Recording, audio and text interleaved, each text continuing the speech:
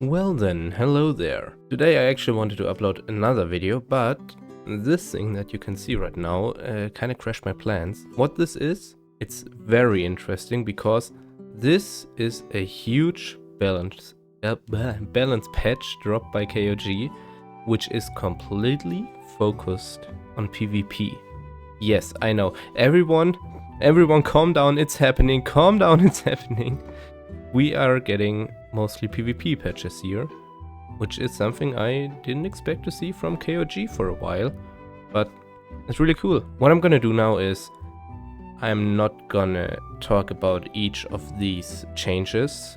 I want to talk about the bigger picture. If you want to read these pages, you can see the site is just called An Ordinary Site, and I can really recommend it to every Elsa player out here because you have, for example, this side where you have short explanation of every character and which skills you should focus on. You can also go into the database, which is kind of like LWiki, but you just have everything laid out in one picture.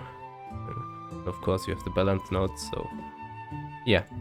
Now, talking about those, I'm really happy that they go and mainly decrease damage of stuff. If we look here at Rune Master, they decrease the magic attack increase. Here yet again, rune skill damage increase is also decreased. What I saw with these is that they mostly went and halved everything. So here we can see, for example, with Immortal, it's PvP, critical damage increased 20%, becomes 10%, critical maximize 17%, becomes 8.5. I think there was one really fun one where they just went with something .25 if I remember correctly, because the damage increase was like 21% and then you half it and then it's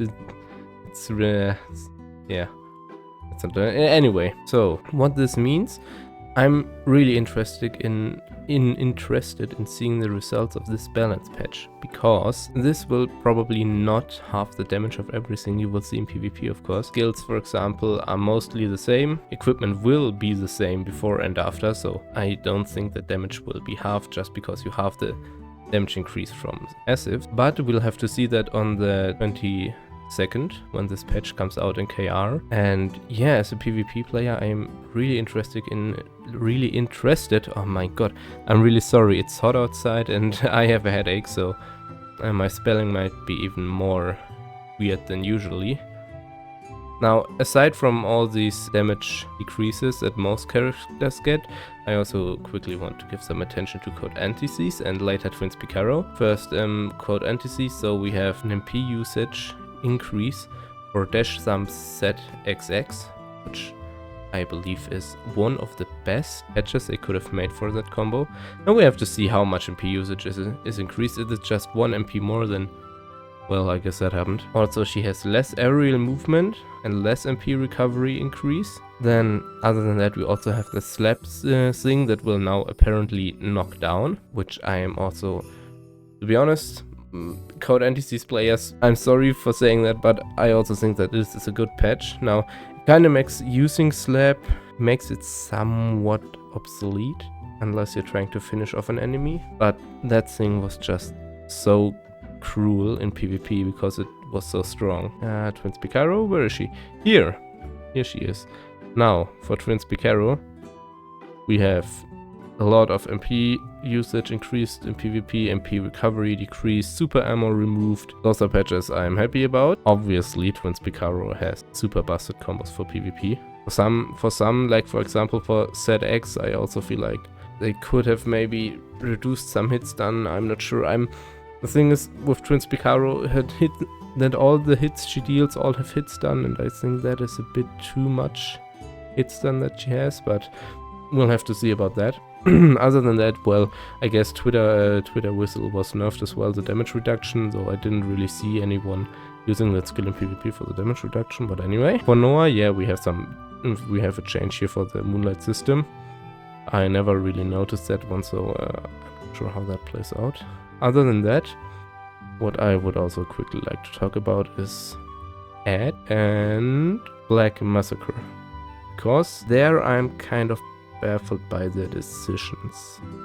Now for all ads, they did halve the damage of the Nasod armor combat attacks. This isn't necessarily bad, I would say. For example, my Mad Paradox. I know that my Night Sword armor combos can be really, really devastating. They can deal a hell lot of damage.